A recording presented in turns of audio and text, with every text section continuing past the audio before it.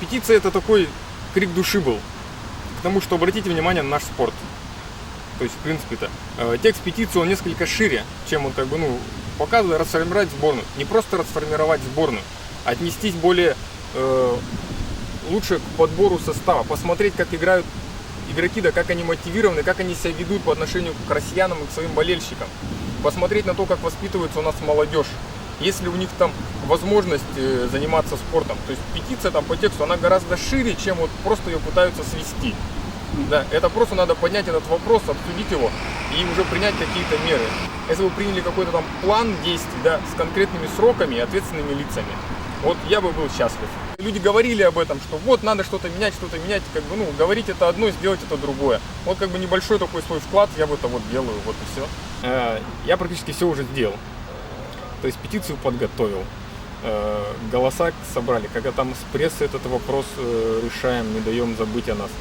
Пишем письма в органы, куда следует. Какие-то ответы получаем, их как-то анализируем, какие-то действия принимаем. То есть, сейчас, скорее всего, будет встреча с министром. Это очень хорошо. Эти вопросы все поднимем, там что-то решим, как дальше быть, как это менять. То есть, вот. И в принципе на этом возможности просто как гражданина заканчиваются. Я периодически консультируюсь там с тренерами, с педагогами, просто там с родителями, которые водят детей там на какие-то секции. То есть, спрашиваю, как у вас там дела там. То есть, начиная от простой там матери или отца, который отдал ребенка в какую-то секцию, да, и заканчивая там директором какого-то спортивного клуба. То есть, все сложности, которые есть в повседневной у них деятельности.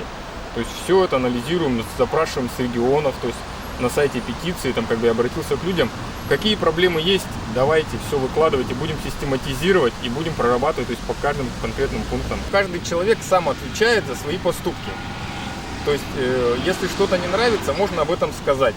То есть я не люблю, когда люди отмалчиваются и там с их тихого согласия, молчаливого, творятся какие-то нехорошие вещи.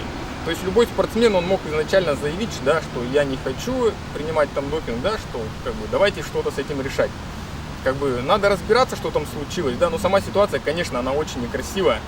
И это такой удар по имиджу нашей страны. И, в принципе, Министерство спорта, да, это же все-таки их вотчина. И они должны за этим следить. И то есть надо разбираться, что к этому привело. Да, я думаю, кто-то ответственный-то все-таки есть.